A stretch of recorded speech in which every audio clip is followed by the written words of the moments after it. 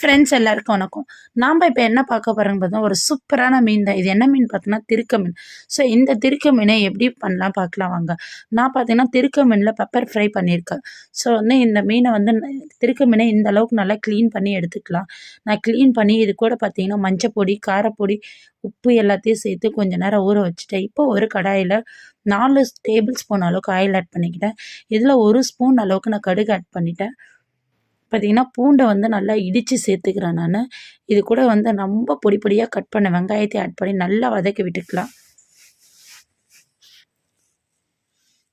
இது கூட பார்த்திங்கன்னா 2 கொத்து அளவு கருவேப்பிலை ஆட் பண்ணிக்கிறேன். ஸோ இதை நம்ம நல்லா வதக்கி எடுத்துக்கலாம். ஸோ இதை நல்லா வதங்கினதுக்கப்புறம் இது கூட பார்த்திங்கன்னா நான் 2 பெரிய சைஸ் தக்காளி கட் பண்ணி வச்சுருக்கேன். ஸோ அந்த தக்காளியும் கட் பண்ணி நம்ம நல்லா வதக்கிக்க போகிறோம்.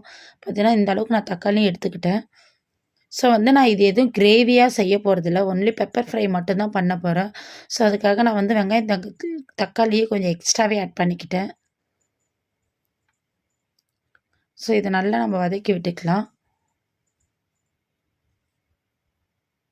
பார்த்திங்கன்னா இது வதங்கிறதுக்கு முன்னாடி இது கூட பார்த்திங்கன்னா 1 ஸ்பூன் அளவுக்கு நம்ம மஞ்சப்பொடி ஆட் பண்ணிக்கலாம்.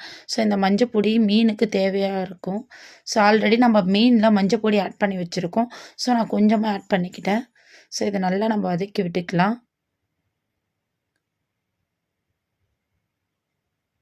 இது கூட தக்காளி வதங்கிறதுக்கு 1/2 டேபிள் ஸ்பூன் அளவுக்கு நான் உப்பு ஆட் பண்ணிக்கிட்டேன்.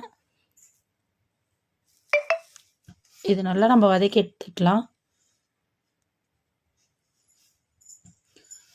இது கூட பார்த்திங்கன்னா 2 டேபிள் ஸ்பூன் அளவுக்கு இஞ்சி பூண்டு பேஸ்ட் ஆட் பண்ணிக்கிட்டேன். ஸோ இஞ்சி பூண்டு பேஸ்ட் ஆட் பண்ணால் தான் நமக்கு பார்த்திங்கன்னா திருக்கமுனு ஃப்ரை ரொம்ப டேஸ்டியாக எந்த ஒரு பேட் ஸ்மெல்லும் இல்லாமல் இருக்கும். ஸோ அதனால் கண்டிப்பாக இஞ்சி பூண்டு பேஸ்ட்டை நீங்கள் மறக்காமல் ஆட் பண்ணிக்கலாம். இப்போ கட் பண்ணி வச்சுருக்க ஃபிஷ்ஷை நம்ம ஆட் பண்ணிக்கலாம். ஸோ பார்த்திங்கன்னா நம்ம இஞ்சி பூண்டு பேஸ்ட்டு, பூண்டு இது எல்லாமே ஆட் பண்ணிக்கிறதுனால நமக்கு கொஞ்சம் அடி பிடிக்கும், நல்லாவே அடி பிடிக்கும். ஏன்னா திருக்க மீனை நம்ம அதிகமாக கிளறி விட்டுக்கிட்டே இருந்தால் அது நமக்கு ரொம்ப குழஞ்சிரும், மீன் நமக்கு ஃபுல்லாக கிடைக்காது. ஸோ மீனும் குழையக்கூடாது, அதே டைமில் நமக்கு அடி பிடிக்கவும் கூடாது. அப்படின்னா கொஞ்சம் லைட்டாக பதமாக கிண்டி விட்டுகிட்டே இருக்கணும். ஸோ எப்படியா இருந்தாலும் இந்த மீன் நமக்கு அடி பிடிக்க தான் செய்யும்.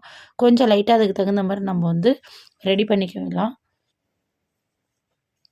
இப்போ பார்த்திங்கன்னா மீன் நான் போட்டுட்டேன்.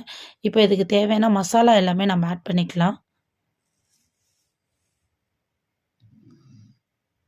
மீன் இப்போ பார்த்திங்கன்னா நமக்கு எதுவுமே குக் ஆகாமல் பச்சையாக தான் இருக்கும். ஸோ இந்த ஸ்டேஜ்லேயே நம்ம மசாலா ஆட் பண்ணுறது தான் கரெக்டாக இருக்கும்.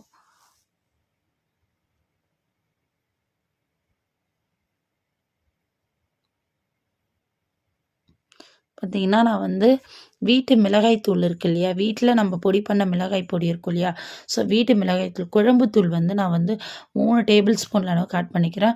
1/2 ஸ்பூன் அளவுக்கு நான் காரத்தூள் ஆட் பண்ணிக்கிறேன். நான் ஆல்ரெடி மீன்லேயே போட்டு வச்சுருந்தேன். ஸோ அதனால் 1/2 ஸ்பூன் அளவுக்கு ஆட் பண்ணிக்கிட்டேன்.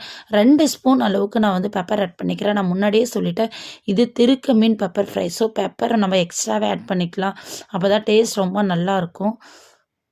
இது பார்த்திங்கன்னா நான் மிளகு ஜீரகத்தை நல்லா அரைச்சி பவுடர் பண்ணி வச்சுக்கிறேன். ஸோ அரைச்சி பவுடர் பண்ண மிளகு ஜீரகத்தையும் ஆட் பண்ணிக்கிட்டேன். ஸோ நம்ம நல்லா கிளறி விட்டுக்கலாம். கைஸ் நான் முன்னாடியே சொல்லிட்டேன், இது ரொம்ப கிளறவும் கூடாது, அதேமாரி கிளறாமல் விட்டுட்டா நமக்கு அடி பிடிச்சிரும். ஸோ மீன் நமக்கு குழையாமலும் வேணும், அதே டைம் நமக்கு அடி பிடிக்காமலும் இருக்கணும். ஸோ இந்த அளவுக்கு கிளறி விட்டுக்கலாம். இப்போ திருக்க மீன் பார்த்திங்கன்னா நமக்கு ஆல்ரெடி அதுவே தண்ணி, எப்படி சிக்கன் சமைக்கிறப்போ மட்டன் சமைக்கிறப்போ நமக்கு தண்ணி விடுமோ, அதேமாரி திருக்க மீன் சமைக்கிறப்போ நமக்கு தண்ணி விடும். ஸோ நம்ம எக்ஸ்ட்ரா தண்ணி எதுவுமே ஆட் பண்ண தேவையில்லை. இப்போ கொஞ்சம் நேரத்துலேயே பார்த்திங்கன்னா நமக்கு நல்லா கொஞ்சம் அடி பிடிக்கிற மாதிரி இருக்கும். ஸோ கொஞ்சம் அட்ஜஸ்ட் பண்ணி தான் அதை சமைக்கணும். ஆனால் டேஸ்ட் வைஸ் ரொம்ப ரொம்ப டேஸ்ட்டாக இருக்கும். அதுவும் இல்லாமல் லேடிஸ்லாம் நிறைய திருக்க மீன் எடுத்துக்கலாம், ஏன்னா நிறைய பேக் பெயின், இடுப்பு வலி, ஸோ இதுக்கெலாம் திருக்க மீன் பார்த்திங்கன்னா ரொம்ப ரொம்ப ஒரு சூப்பரான மெடிசன். இது பார்த்திங்கன்னா நமக்கு நல்லா வெந்து வந்துருச்சு. நான் முன்னாடியே சொன்னால் கொஞ்சம் அடி பிடிக்கும், நம்ம பார்த்து சரி பண்ணிக்கணும்னு. இந்த அளவுக்கு நமக்கு திருக்க முழுசாக கிடச்சிருக்குங்க பாருங்கள்.